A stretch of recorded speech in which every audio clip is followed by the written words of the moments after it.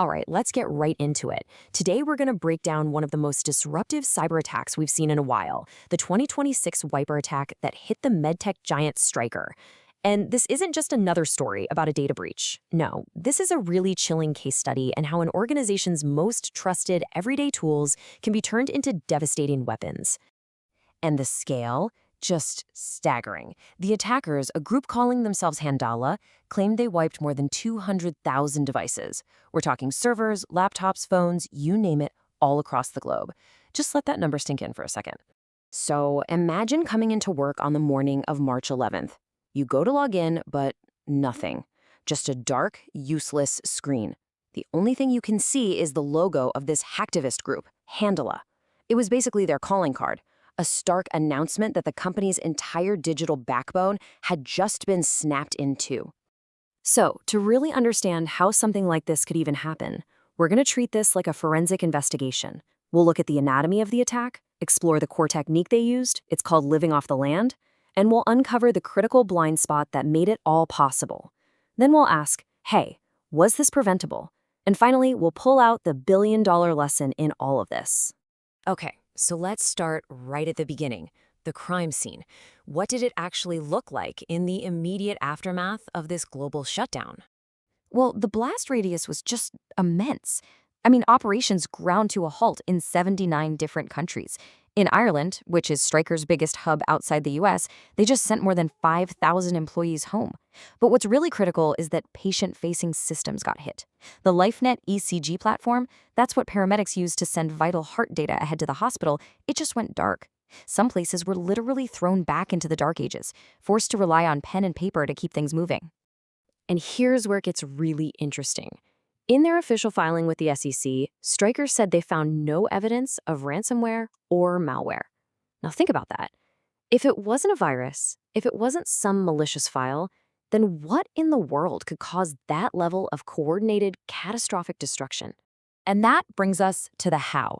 The answer lies in a really stealthy and frankly brutally effective technique known as living off the land. Let's break down exactly how these attackers pulled this off without using any traditional malware at all. Living off the land, or LOL for short, is pretty much what it sounds like. Attackers get inside a network and instead of bringing their own crowbars and drills, they just use the tools they find in the garage. They use the victim's own software, their own scripts, their own admin platforms. And because they're using trusted, legitimate programs, they blend in perfectly with all the normal IT noise, which makes them incredibly hard to spot. Now, what's so wild here is how simple the attack chain really was. Just 3 steps. First, the attackers got their hands on highly privileged admin credentials for Stryker's Microsoft Entra ID. Think of these as the master keys. Second, they used those keys to walk right into the company's Microsoft Intune console, which is the command center for managing all of their devices. And for the final blow, step 3, they used a built-in Intune feature, the remote wipe command, to tell every single device in the company to erase itself. And that right there is the core of the problem. To Stryker's security systems, their antivirus, their standard EDR tools, nothing looked wrong. No malware was downloaded, no shady files were run. It just looked like a system admin with the right permissions was doing their job. A really, really big job, but a legitimate one. The weapon was already inside the castle walls, and it belonged to the king. So that brings us to the big question. Why? Why was this even possible? How does an attacker get the keys to the entire kingdom in the first place? And this goes way beyond just a clever technique. It really points to a fundamental failure in security posture. You know, when you peel back the layers, it really points to one main cause, a massive breakdown in how they managed who has access to what and how they managed risk from their partners.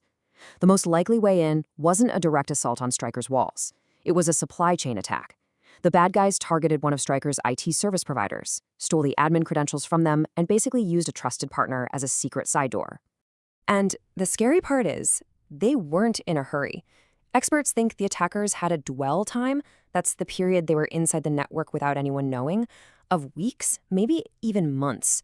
And all that time, they were just quietly mapping the network, learning the systems, and grabbing more and more privileges. What's even crazier is this wasn't the first warning sign. Stryker had another, separate breach back in 2024, where an attacker was inside for about a month. The writing was on the wall. So you have to wonder, right? Could this have been prevented? If the traditional security tools were completely blind to the final attack, were there any breadcrumbs, any signs during that long dwell time that could have tipped someone off?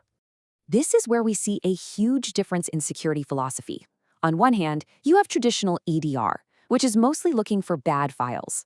It sees a command coming from Intune and says, hey, that's a trusted tool, so the command must be okay. It didn't raise a single alarm. But a more modern approach focuses on behavior. It's not looking for bad files, it's looking for weird activity. Things like reconnaissance or someone trying to harvest credentials. All that sneaky pre-attack stuff that an attacker has to do. And the good news is, technology to fight this absolutely exists. Solutions for Active Directory security, for instance, can plant digital tripwires, like fake admin accounts or decoy servers. The moment an attacker pokes at one of those lures, bam, the alarms go off. Another approach is adaptive protection, which uses machine learning to build a profile of what normal looks like for your organization, so it can automatically spot and block the strange sequence of events that leads up to a living off-the-land attack.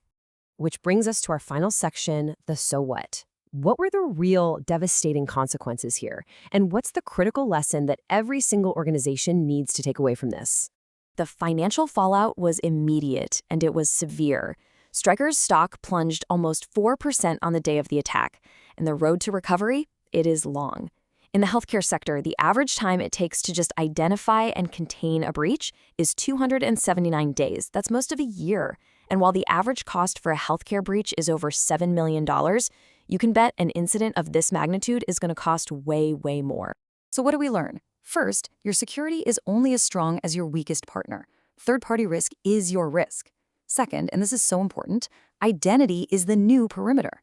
We used to think about building a strong wall around our network, but that's obsolete now. The real perimeter is the user's identity. Protecting those admin accounts is everything.